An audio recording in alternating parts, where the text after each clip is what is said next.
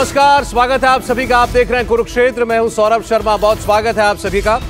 Congress party में इस वक्त दो यात्राएं चल रही हैं। एक भारत जोड़ो यात्रा जिसमें राहुल गांधी चल रहे हैं और दूसरी यात्रा है अध्यक्ष खोजो यात्रा। 30 सितंबर तक कोई भी कांग्रेस का नेता अध्यक्ष पद के लिए नामांकन कर सकता है और अभी तक दो कैंडिडेट लग रहा है बिल्कुल साफ है। एक ने तो ऐलान कर दिया अशोक गहलोत, दूसरे हैं शशि थरूर। अशोक गहलोत इस वक्त कांग्रेस में गांधी परिवार के सबसे पुराने और सबसे विश्वास पात्र लॉयल नेता माने जा रहे हैं और शशि थरूर वो शख्स हैं जो उस G23 का हिस्सा रह चुके हैं जिसने सोनिया गांधी को बगावती चिट्ठी लिखी थी, कांग्रेस में बड़े बदलावों की, कांग्रेस पार्टी में अध्यक्ष पद के चुनाव की वकालत की थी। जब शशि थरूर की उम्मीदवारी की बात आई तो कांग्रेस पार्टी में एक नई खींचतान शुरू हो गई है। पार्टी के राष्ट्रीय प्रवक्ता गौरव वल्लभ ने एक के बाद एक कई ट्वीट किए और इसमें सबसे पहली लाइन उन्होंने यह लिखी कि मैं जो कुछ कह रहा हूं वो बतौर प्रवक्ता नहीं कह रहा, बतौर कार्यकर्ता कह रहा हूं। पहले उन्होंने गांधी परिवार के लिए शान में कसीदे पढ़ते हुए कहा कि मेरी तरह हर कार्यकर्ता चाहता है कि राहुल गांधी अध्यक्ष बने। इसके आगे उन्होंने अशोक गहलोत और शशि थरूर का कंपैरिजन करते हुए व्यंग्य किया। उन्होंने बताया कि चुनाव में एक पलड़े पर अशोक गहलोत हैं जो 3 बार केंद्रीय मंत्री रहे, 3 बार सीएम रहे, 5 बार सांसद रहे, 5 बार विधायक रहे, और दूसरी तरफ शशि थरूर हैं जिनकी उपलब्धि मात्र इतनी है कि वो उस वक्त सोनिया गांधी को चिट्ठियां भेज रहे थे जब वो अस्पताल में भर्ती थी। और इसीलिए अध्यक्ष पद पर कौन होना चाहिए, बड़ा स्वाभाविक चयन है। ऐसा करके उन्होंने इशारा खोल करके अशोक गहलोत की उम्मीदवारी के पक्ष में कर दिया। अब इस ट्वीट पर हंगामा होना था। इसके बचाव में तुरंत जयराम रमेश आगे आए और उन्होंने ये नसीहत दी कि पार्टी के प्रवक्ता और कोई भी पदाधिकारी किसी भी उम्मीदवार के बारे में कोई टीका टिप्पणी न करें। जयराम रमेश ने कहा कि कांग्रेस पार्टी में जो चुनाव हो रहा है ये अकेली ऐसी पार्टी है जो पारदर्शिता से चुनाव करवा रही है। 17 अक्टूबर के बाद जो भी अध्यक्ष चुना जाएगा हम उसका साथ देंगे और सारे कांग्रेसी मिलकर भारत जोड़ो यात्रा को कामयाब बनाएंगे और हमारी इस यात्रा को जबरदस्त समर्थन मिल रहा है। तो एक तरफ ये गुटबाजी और बयानबाजी है, दूसरी तरफ राजस्थान में अलग खेल चल रहा है। वहां पर अब लड़ाई हो रही है कि अब मुख्यमंत्री कौन अशोक गहलोत के बाद। सीएम पोस्ट के लिए वैकेंसी होगी, यह तय है। सचिन पायलट का गुट सुपर एक्टिव हो चुका है। वो अपने समर्थकों के साथ विधानसभा अध्यक्ष सीपी जोशी से मिल भी लिए और इस पूरे पॉलिटिकल सिनारियो से सवाल खड़े होते हैं कि क्या अशोक गहलोत का कांग्रेस अध्यक्ष बनना यह तय है, सिर्फ ऐलान होना बाकी है। दूसरा सवाल कि गहलोत अध्यक्ष बनते हैं तो क्या वो गांधी परिवार की कठपुतली की तरह काम करेंगे जैसा इशारा गुलाम नबी आजाद ने पार्टी छोड़ते हुए किया था, और क्या कांग्रेस को सिर्फ दिखावे का अध्यक्ष मिलने जा रहा है, असली रिमोट कंट्रोल राहुल गांधी के पास ही रहेगा और अध्यक्ष बदल भी गया तो क्या पार्टी में कुछ बदलेगा। तो आइए शुरुआत करते हैं आज की चर्चा की। शहजाद पूनावाला जी हमारे साथ जुड़ रहे हैं भारतीय जनता पार्टी से। शहजाद जी स्वागत है आपका। और चरण सिंह सापरा जी हमारे साथ जुड़ रहे हैं कांग्रेस पार्टी से। सापरा साहब आपका बहुत स्वागत है। मैं शहजाद पूनावाला साहब से आज शुरुआत करना चाहता हूं। शहजाद बुरा मत मानिएगा जी, आपकी पार्टी कांग्रेस पार्टी थी पहले, आपने कांग्रेस पार्टी छोड़ी इसीलिए कि कांग्रेस पार्टी में चुनाव नहीं होता। आपने कहा मैं युवा नेता, मैं चुनाव लड़ना चाहता हूं, चुनाव कराइए। पार्टी ने नहीं कराया, आपने पार्टी छोड़ दी। तो आप आज तो खुश होंगे, आपके दिल की तमन्ना पूरी हो रही है भले ही भाजपा में रहते हुए। ये चुनाव नहीं है, ये ताजपोशी हो रही है। चुनाव का हिजाब जरूर पहनाया जा रहा है और अगर उत्तर कोरिया को भी पूछेंगे ना तो उत्तर कोरिया भी इसके चुनाव नहीं मानेगा। इस प्रकार की विश्वसनीयता नहीं है इस चुनाव की। मैं आपको तथ्यों के साथ बताता हूं क्यों। क्योंकि कोई ऐसा चुनाव आपने देखा है जहां पर जो प्रत्याशी होते हैं वो जाकर मंजूरी मांगे मैडम की। यहाँ पर दो प्रत्याशी गहलोत जी और थरूर जी, मानो कि एक प्राइवेट लिमिटेड कंपनी हो जिसमें ड्राइवर और जो बाकी के मुलाजिम होते हैं वो जाते हैं कि मालकिन से कि मैं कुछ कर सकता हूं। तो वैसे तो मुलाजिम गए हैं परमिशन मांगने, जब हरी झंडी मिली तब वो अपना नामांकन भरेंगे। ऐसा अनोखा चुनाव कहीं देखा है आपने? दूसरी बात, ये चिदम्बरम जी का स्टेटमेंट है। चिदम्बरम जी कहते हैं अध्यक्ष कोई भी बने, राहुल गांधी की प्री एमिनेंट प्लेस रहेगी। बोलना चाह रहे थे परमानेंट प्लेस रहेगी। मतलब कि इसका क्या हुआ कि जैसे मनमोहन सिंह और सोनिया जी का अरेंजमेंट था, मनमोहन सिंह चेहरा रिमोट सोनिया जी के पास, वैसे कांग्रेस प्रेसिडेंट का चेहरा अशोक गहलोत, थरूर, जो भी ABCD, चरणजीत जो भी होंगे, पर रिमोट किसी और के पास होगा। मैं आपको एक और उदाहरण बताता हूं। मेरा तो छोड़ दीजिए, ये बोलेंगे आप तो भाजपा चले गए, अब कहां से आप कांग्रेस की अच्छाई के लिए सोचोगे। ये 5 सांसदों ने कांग्रेस के लिखा कि भाई इलेक्टोरल रोल तो दिखा दो, जो डेलीगेट चुनाव में वोट डालेंगे उनकी सूची को जारी नहीं कर रहे। तीसरी बात, वो दिखा दिए थे कांग्रेस ना मिस्त्री ने कहा था आके देख ले कांग्रेस, नहीं वो वेबसाइट पे क्यों नहीं डाल देते अपनी। तीसरी बात मैं ये कह रहा हूं कि आखिरी बात है, अशोक गहलोत का आज का वक्तव्य जो मैंने आपके चैनल को भी भेजा था और ANI पर आया है, मैं आपको दिखा भी देता हूं। आज उन्होंने बहुत दिलचस्प बात कही। परंतु उन्होंने दिल की बात बता दी और क्या होने वाला है बता दिया। उन्होंने कहा कि चुनाव के बाद उनको पूछा गया राजस्थान का क्या होगा, तो वो बोलते हैं कि चुनाव के बाद मतलब मैं जब अध्यक्ष बन जाऊंगा तो राष्ट्रीय अध्यक्ष सोनिया गांधी और जनरल सेक्रेटरी अजय माकन मिलकर तय करेंगे राजस्थान का क्या होगा। मतलब कि एक अध्यक्ष चुनने के बाद भी वो कह रहे हैं कि असलियत में राजस्थान का फैसला कौन करेगा, सोनिया गांधी। उनका क्या लोकल स्टैंड रहेगा, वो तो एक्स प्रेसिडेंट बन जाएगी, विधायक दल के नेता नहीं, मतलब विधायक दल नहीं करेगा। ये खुला खुला ये कहने का मतलब है कि ये जो आने वाला प्रेसिडेंट है वो रबर स्टैंप प्रेसिडेंट है, प्रॉक्सी प्रेसिडेंट है। और एक आखिरी बात सुन लीजिए, जितेंद्र प्रसाद के चुनाव का बार बार उदाहरण दिया जाता है कि देखिए वहां पर तो वो भी चुनाव हुआ था। ये जितेंद्र प्रसाद जी का मेरे पास इंटरव्यू, आखिरी इंटरव्यू उनके मृत्यु के बाद, उन्होंने एक पत्रकार से साफ साफ कहा था कि जो चुनाव हुआ था वो चुनाव नहीं, दरअसल फिक्स्ड मैच था। ये देखिए लिखा है, the match was fixed behind my back. ये उनका स्टेटमेंट है। चलिए ठीक है, आप कह रहे हैं कि ये फिक्स्ड मैच है और जो भी अध्यक्ष बनेगा वो रबर स्टैंप होगा। चलो सापरा साहब, क्या जवाब है इस बात का? शहजाद पूनावाला का अपना कांग्रेस पार्टी का अनुभव भी है।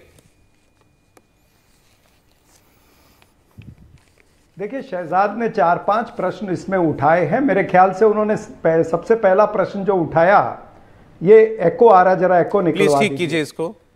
सबसे पहला प्रश्न उन्होंने उठवाया कि सोनिया गांधी जी के पास में वो परमिशन लेने के लिए गए। मेरे ख्याल से ये जिस नजरिए से देखते हैं वो नजरिया इनका हमेशा गलत रहा है और गलत ही रहेगा, इसलिए ये कांग्रेस पार्टी छोड़ करके बीजेपी में चले गए हैं।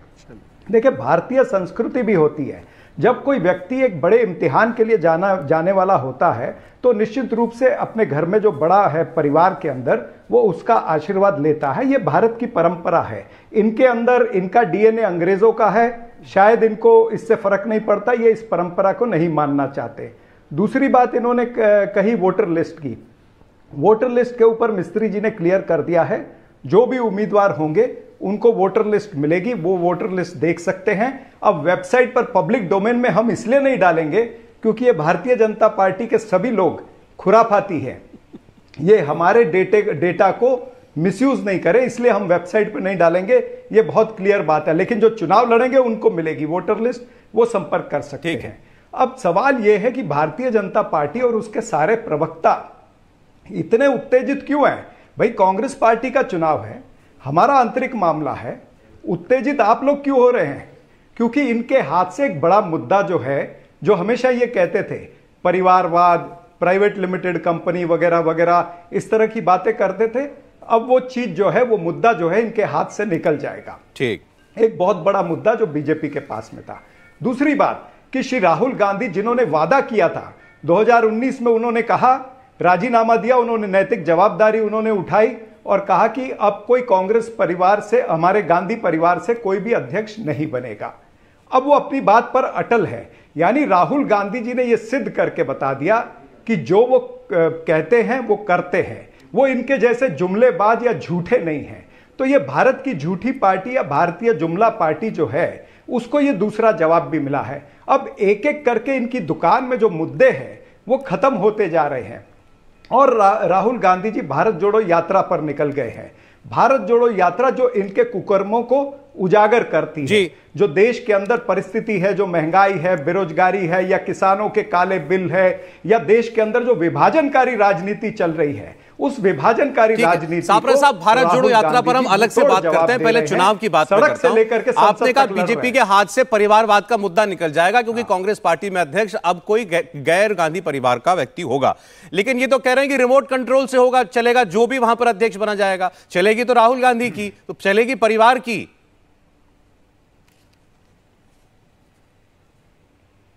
देखिए, खिसियानी बिल्ली खंबा नोचे। अब इनके पास में और कोई चीजें नहीं है तो इस तरह के वक्तव्य ही करेंगे। ये बता दें कि इनके जो अध्यक्ष बने थे, चाहे वो अमित शाह थे या उससे पहले राजनाथ सिंह, गडकरी या जो भी अध्यक्ष थे, क्या वो चुनाव लड़ करके आए थे? या जेपी नड्डा चुनाव लड़ करके आए हैं? और रिमोट कंट्रोल की बात करते हैं, क्या जेपी नड्डा के अंदर इतनी ताकत है कि वो स्वतंत्र रूप से नरेंद्र मोदी, अमित शाह और आरएसएस को पूछे बिना वो कोई निर्णय ले लें? तो ये खुद तय बहुत वाजिब सवाल है सापरा साहब आपका, मैं तुरंत इनसे पूछूंगा। इसका मतलब आप जो आरोप इस पर लगा रहे हैं, पलटकर आपसे पूछा जाए कि जैसे आपका कहना है जेपी नड्डा जी, अमित शाह जी या मोदी जी के सामने जो है अपने निर्णय नहीं करवा सकते, ऐसे जो भी अध्यक्ष बनेगा, गहलोत जी या थरूर जी, वैसे तो कह रहे हैं कि थरूर जी का बनना तय है, थरूर जी राहुल जी की बात काट देंगे क्या? तो आपने मेरी बात पूरी नहीं होने दी ना। हाँ बोलिए। मैं इसका उत्तर देता हूं, मैं इसका उत्तर दे रहा हूं।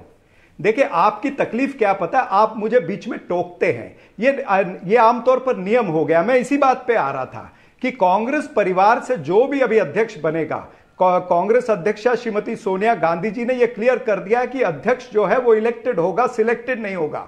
अब जो भी इलेक्टेड अध्यक्ष होगा उसको गांधी परिवार पूरी छूट देगा और पूरी कांग्रेस पार्टी 9000 हमारे पीसीसी के इलेक्टेड डेलीगेट है, 9000 इलेक्टेड डेलीगेट इनको चुनेंगे। सापरा साहब, मैं बीच में अब आपको रोक रहा हूं, एक तो मुझे मालूम नहीं आप आगे क्या कहने वाले हैं, तो मैं उसके इंतजार में तो वेट नहीं कर सकता अपने सवाल के लिए। ताकतवर होगा, ताकतवर होगा। सापरा साहब सुनिए, अभी आप अपने शब्दों पर गौर कीजिए। आपने कहा गांधी परिवार पूरी इजाजत देगा उस व्यक्ति को जो अध्यक्ष चुना जाएगा, यानी गांधी परिवार कोई एक सुप्रीम बॉडी है, बाकी लोगों से अबव ऑल एक बॉडी है, वो इजाजत दे रहा है, जाओ तुम अपना काम करो, अध्यक्ष बन गए।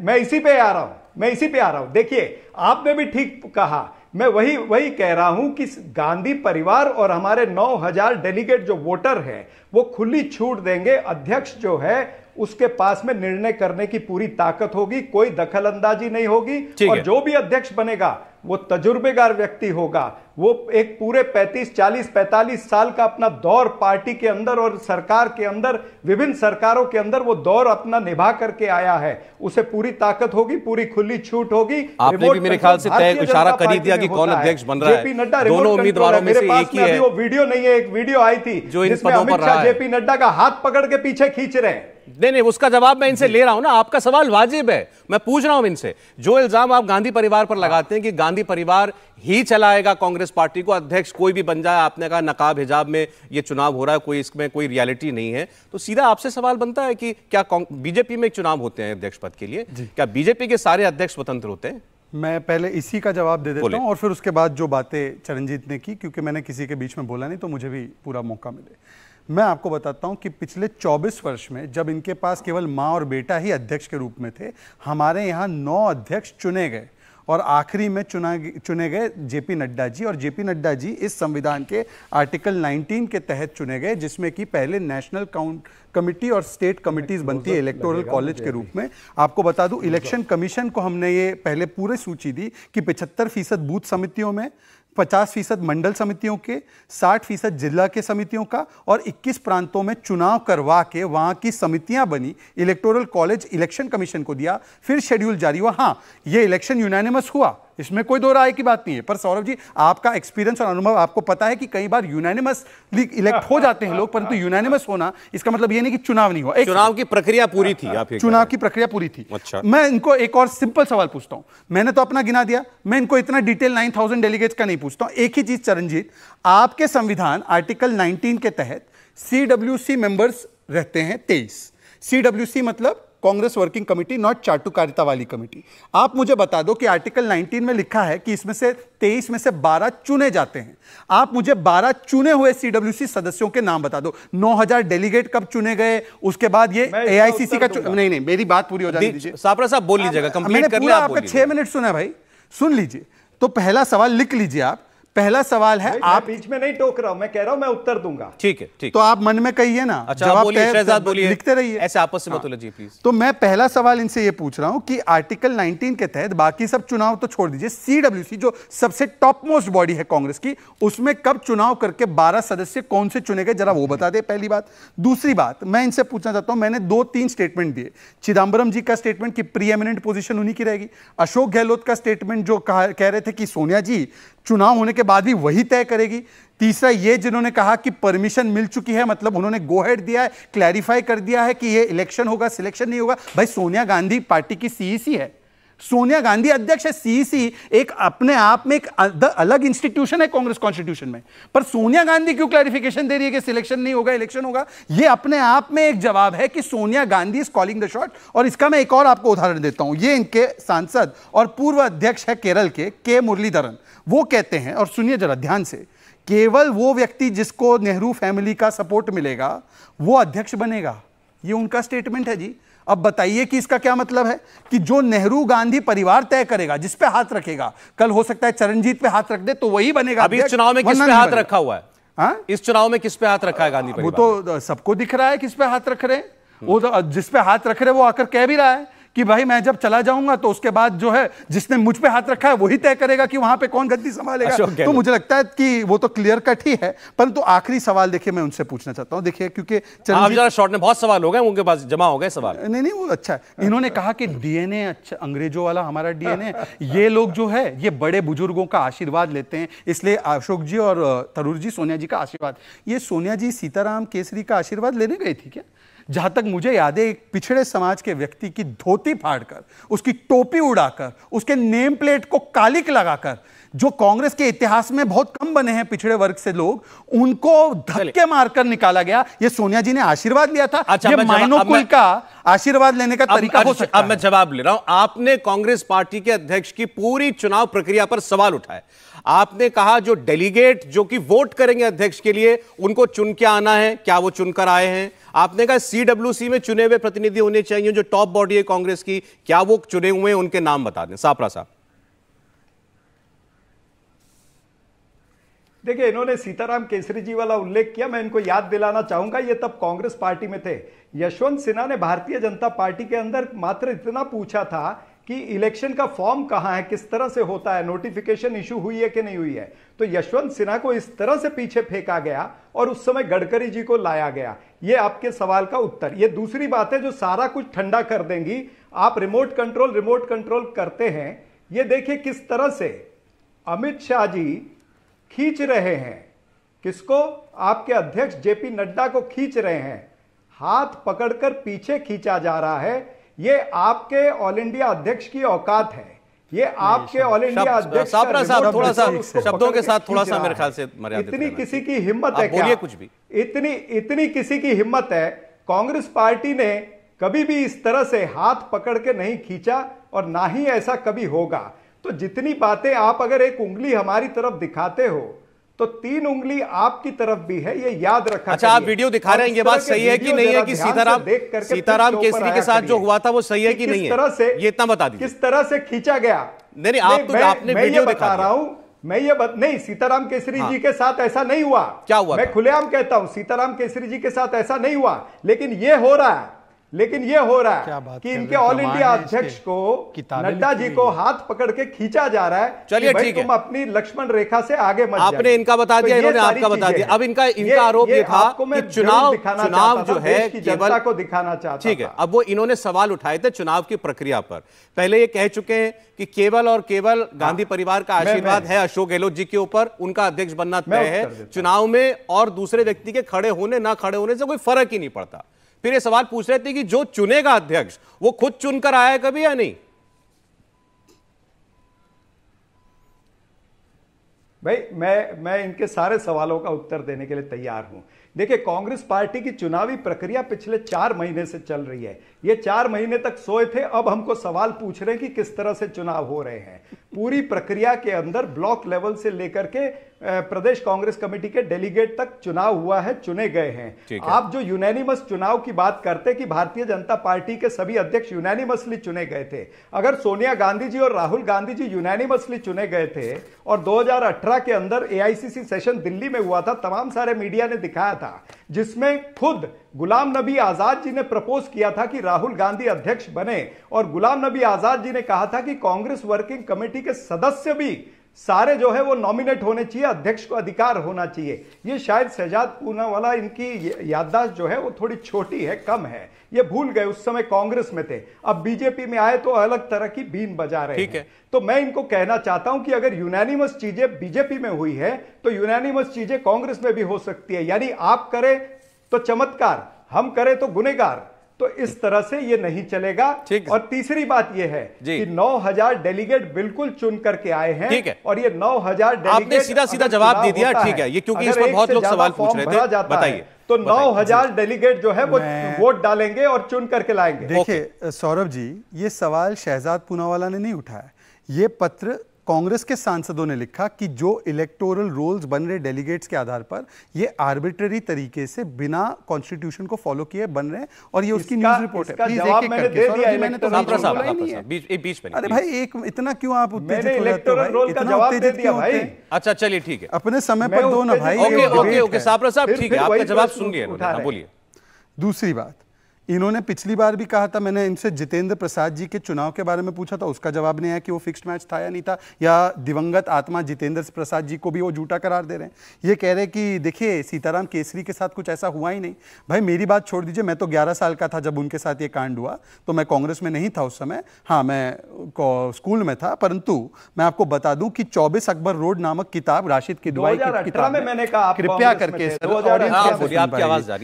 24 अकबर रोड की जो किताब राशिद किदवाई ने लिखी है, जो पत्रकार कई दशकों से कांग्रेस को कवर कर रहे हैं, उन्होंने न केवल सीताराम केसरी के प्रकरण को बल्कि नरसिम्हा राव जी के पार्थिव शरीर को कैसे घुसने नहीं दिया वो भी उन्होंने बड़े विस्तृत रूप से लिखा है। तो आप जाकर पढ़ लीजिए और अगर उन्होंने झूठ बोला है तो उनके ऊपर मानहानि का दावा कर दीजिएगा। अब चौथी बात मैं आता हूं कि देखिए ये कहते हैं कि भाई नड्डा जी का हाथ अमित शाह जी पकड़ रहे हैं, बड़ा अपमान कर दिया।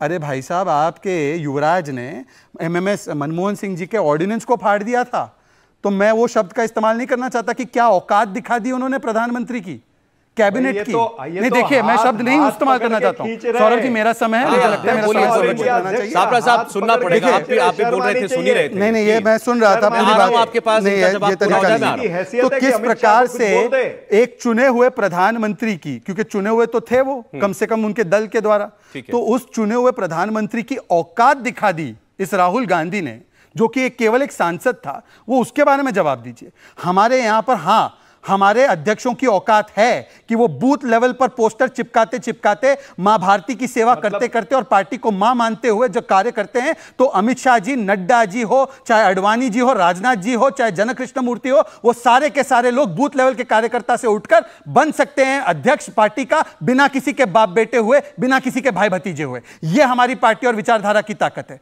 इसके बारे में कभी सवाल मत उठाइएगा। पर मैं एक आखिरी सवाल एक दागना चाहता हूं और फिर वो जवाब दे। मैं सिर्फ इतना पूछना चाहता हूं, देखिए आज ये कह रहे हैं ना कि राहुल गांधी और ये गांधी परिवार कुछ नहीं करेगा, ये तो अलाउ कर रहा है। भाई भारत जोड़ो यात्रा चल रही है, राहुल गांधी मात्र एक सांसद है जी, एलओपी के पीछे पूरी पार्टी नहीं है, जनरल सेक्रेटरी के पीछे पार्टी नहीं है, मात्र एक सांसद के पीछे पूरी पार्टी क्यों चल पड़ी है? प्रियंका वाड्रा कौन है वो? उसको जनरल सेक्रेटरी बना दिया, 7% से 2% वोट कर दिए, अमेठी में चुनाव हरवा दिया जहां से आपकी पूरी राजनीतिक विरासत शुरू होती है। आज भी वो जनरल सेक्रेटरी है। प्रदेश अध्यक्षों पर कार्रवाई हुई, प्रियंका वाड्रा पर क्यों नहीं हुई? ये फैमिली लिमिटेड फर्म ही है, ये कोई पार्टी नहीं है। हाँ, महात्मा गांधी के जमाने में पार्टी परिवार की तरह थी, आज 2.5 लोगों का परिवार पार्टी नहीं, फर्म है प्राइवेट लिमिटेड, और प्राइवेट लिमिटेड फर्म ही रहेगी। साबरा साहब जवाब दें।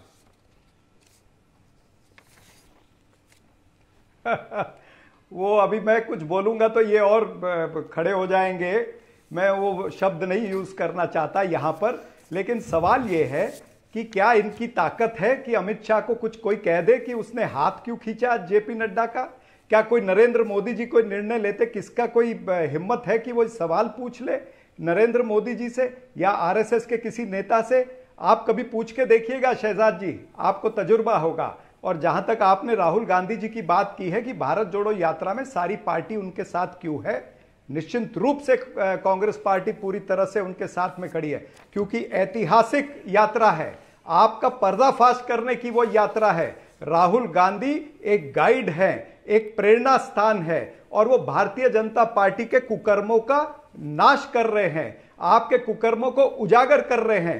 महंगाई का मुद्दा, बेरोजगारी का मुद्दा, किसानों के काले कानून का मुद्दा, देश की अर्थव्यवस्था का मुद्दा, रुपया किस तरह से लुढ़क रहा है, उस मुद्दे को लेकर के, जन समुदाय के मुद्दों को लेकर के, महिला अत्याचार के मुद्दों को लेकर के, महिला बलात्कार के मुद्दों को लेकर के राहुल गांधी चले हैं। जो विभाजनकारी राजनीति आपकी चली है, जिस तरह से आप देश को डिवाइड करना चाहते हो, रामजादे, हरामजादे, दिवाली, रमजान, 80, 20, हिजाब, हलाल, ये जो मुद्दे आप लेकर के चलते हो, आप देश को डिवाइड करते हो। आज राहुल गांधी जी की यात्रा के कारण मोहन भागवत जी को जाकर के जो मुस्लिम नेता हैं या जो मुस्लिम जो धर्म गुरु हैं उनको मिलना पड़ रहा है। ये इंपैक्ट है राहुल गांधी जी की इस यात्रा का, कि राहुल गांधी एक मैसेज लेकर के आप कह रहे हैं कि अगर संघ प्रमुख जो हैं वो मुस्लिम इंटेलेक्चुअल से, मौलाना मुफ्ती इमामों से मिल रहे हैं, तो ये राहुल गांधी जी की वजह से संदेशा लेकर के चले हैं,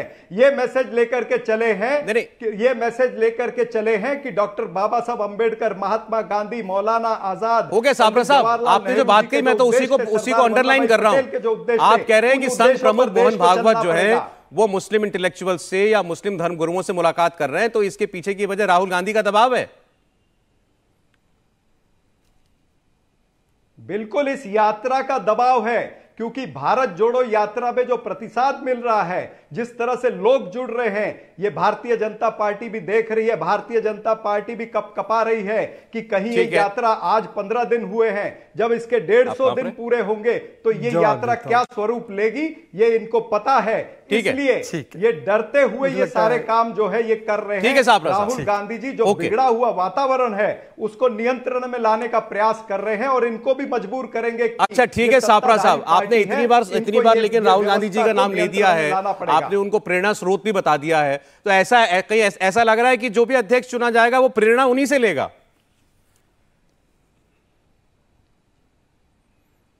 मैंने आपको कहा जो अध्यक्ष चुना जाएगा उस अध्यक्ष को पूरी ताकत रहेगी, वो अध्यक्ष विजनरी रहेगा, वो अध्यक्ष अपने निर्णय लेगा। ठीक है, ये आपकी एग्जांपल्स है, ये आपका क्या कहते हैं इंटरप्रिटेशन है कि वो रिमोट कंट्रोल से चलेगा, ये हमारा कांग्रेस। अच्छा ओके साहब ठीक है, जवाब दिया शहजादपुरा वाला। देखिए सौरभ जी, मैंने तो 4-5 स्टेटमेंट गिनाए कि किसने कबूलनामा दिया है कि ये प्रॉक्सी प्रेसिडेंट ही बन रहा है, ये रिमोट कंट्रोल से बनेगा, उसका जवाब नहीं दिया। हालांकि इन्होंने बहुत दूसरी बातें की, अब डिवाइड की बातें की इन्होंने।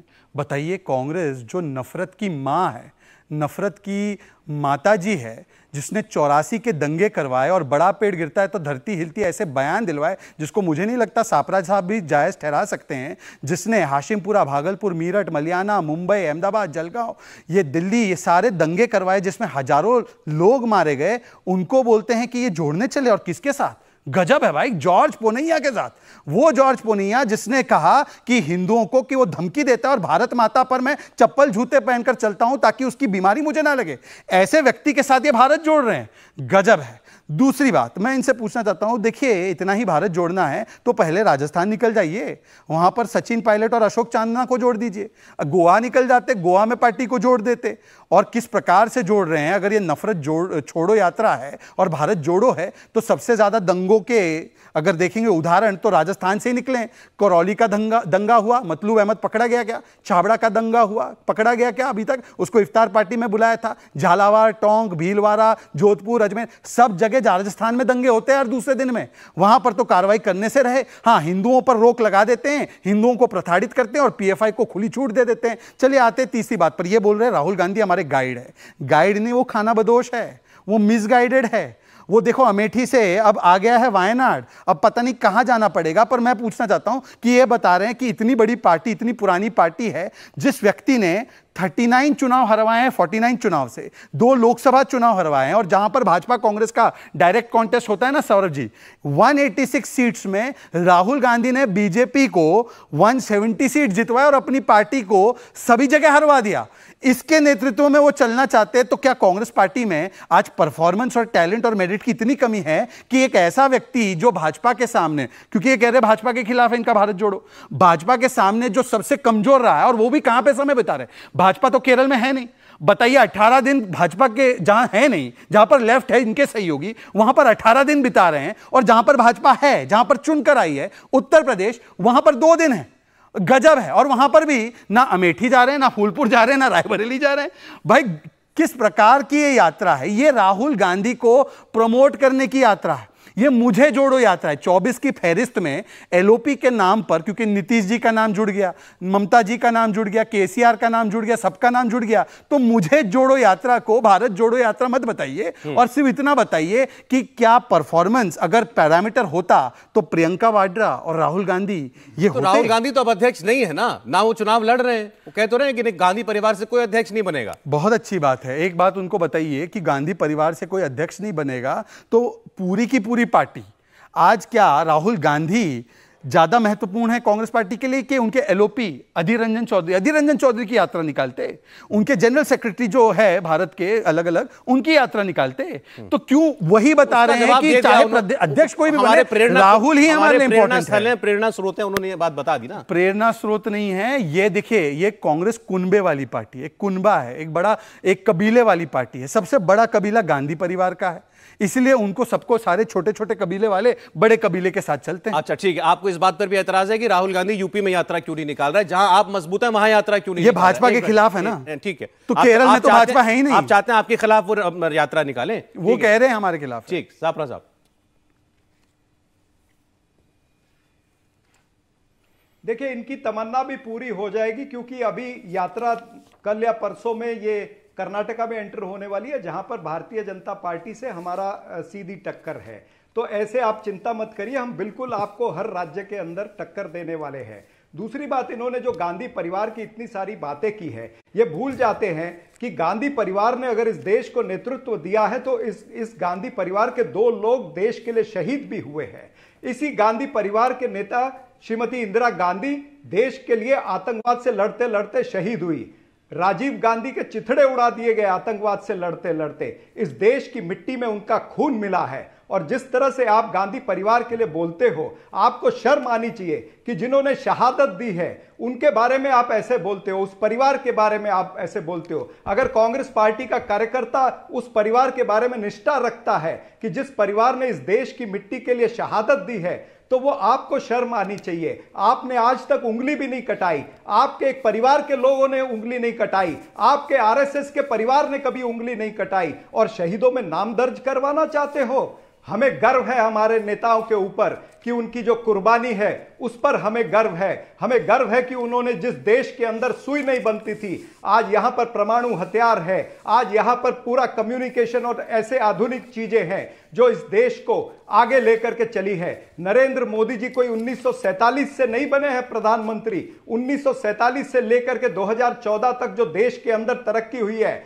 70 वर्षों का जतन जो हुआ है, उसका पतन आपने 8 वर्षों में किया है। 70 वर्षों के जतन का पतन 8 वर्षों में किया है। जिस तरह से आप लोगों ने विभाजन की राजनीति की है, जिस तरह से आपने एक एक करके कभी एयर इंडिया बेचा, कभी LIC बेची, मात्र सापरा साहब एक एक करके अगर विषय पर चले, अभी आपने परिवार के बारे में कहा, श्रवण भी अपने माता पिता को लेकर के घूमता था, लेकिन नरेंद्र मोदी जी को अगर श्रवण के रूप में देखा जाए तो उनके देश के लिए अपने खून का कतरा बहाया है, वो देश के लिए आदर का पात्र है, नमन का पात्र है, इसमें कोई शक नहीं। इसमें मैं आपके साथ इसमें मैं कुछ बहस करूंगा भी नहीं।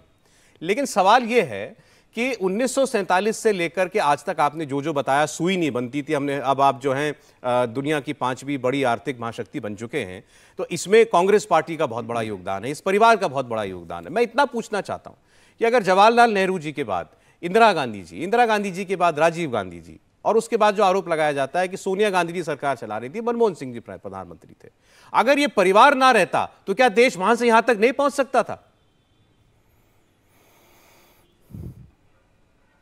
मैं ये नहीं कहता हूं, मैंने सभी प्रधानमंत्रियों का उल्लेख करना चाहा था, मैंने नाम नहीं लिए, लेकिन मैंने ये जरूर कहा कि 1947 से लेकर के 2014 तक, उसके अंदर अटल बिहारी वाजपेयी भी आते हैं, नरसिम्हा राव भी आते हैं, लाल बहादुर शास्त्री भी आते हैं, तमाम सारे प्रधानमंत्री आते हैं। मैंने सिर्फ गांधी परिवार को सिंगल आउट नहीं किया, लेकिन मैंने इसलिए कहा क्योंकि जिस तरह से ये गांधी परिवार कहते हैं, ये भूल जाते हैं कि इस परिवार के 2 लोगों ने इस देश की मिट्टी के लिए शहादत दी है। उस शहादत का ये अपमान करते हैं। ठीक है सापरा साहब, मैं जवाब ले रहा हूं आपकी बात का, बोलिए। कार्यकर्ताओं के दिल में अभी भी इंदिरा गांधी, राजीव गांधी बसे हैं, जिन्होंने देश के लिए। ठीक है सापरा साहब, जवाब ले रहा हूं आपकी बात का, सुनिएगा आप दिखाए ना जी।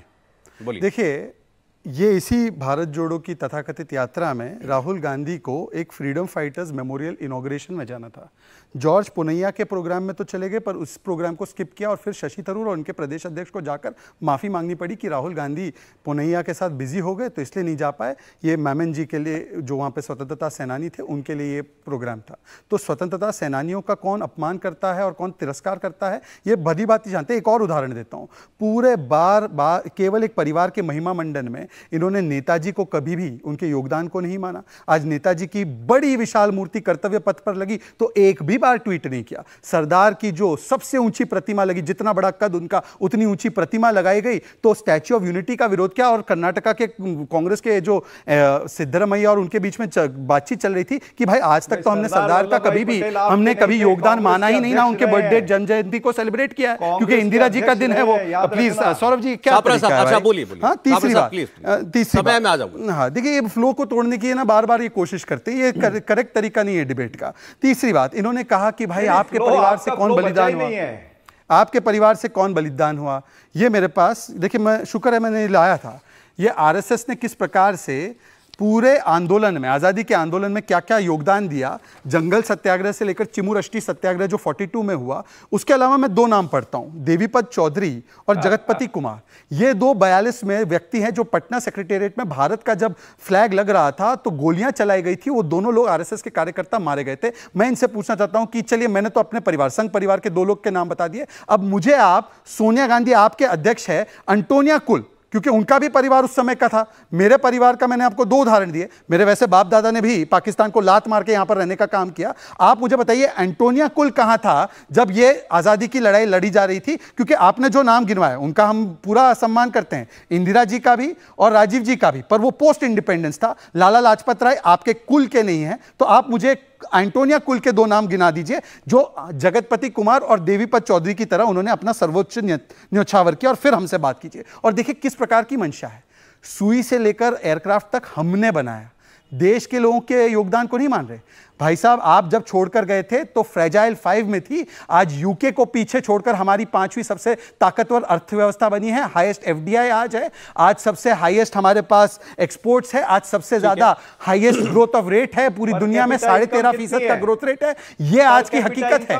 ये आप माने ना माने, ये भारत के 140 करोड़ लोगों का योगदान है, एक परिवार का नहीं। और यही मानसिकता का फर्क है। ये इन्होंने जब मेमोरियल बनाया 400 स्कीमें एक परिवार के नाम पर, मेमोरियल भी बनाया तो नेहरू मेमोरियल, कहीं इंदिरा मेमोरियल, हमने बनाया तो बनाया कर्तव्य पथ, हमने बनाया तो बनाया पीएम्स मेमोरियल, जिसमें सबको हमने योगदान को याद किया। समय कम।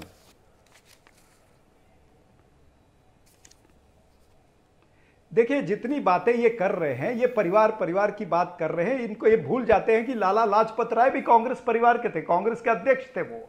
और इसी तरह से मैं नाम गिनाने जाऊंगा तो अनेक हमारे एंटोनिया कुल का एक गिना दो, जिन्होंने देश के लिए योगदान किया, देश के लिए शहादत दी है। और आप आरएसएस की बात करते ना, आरएसएस की बात करते तो आरएसएस ही थी या हिंदू महासभा थी जिसने महात्मा गांधी की 1942 की क्विट इंडिया मूवमेंट का विरोध किया था, जिसने ये कहा था कि सभी लोग जो हिंदू है वो जाकर के अंग्रेजों की सेना में भर्ती हो जाए, नेताजी सुभाष चंद्र बोस की सेना में भर्ती ना हो, यह कहा गया था तभी। और वीर सावरकर जी ने माफीनामे लिखे थे। ये सब क्या गलत माफीनामे छपे हुए हैं। प्रणब मुखर्जी क्यों गए थे उनके कार्यालय? कि प्रणब मुखर्जी आरएसएस कार्यालय क्यों गए? आरएसएस के लोगों ने कहा, क्यों नेहरू जी ने उनको इनवाइट किया? क्यों लाल बहादुर शास्त्री ने इनवाइट किया? क्यों महात्मा गांधी वर्धा में गए थे उनके आरएसएस के सेंटर पर? क्यों अंबेडकर जी ने तारीफ की? क्यों जेपी ने तारीफ की? बताइए ना।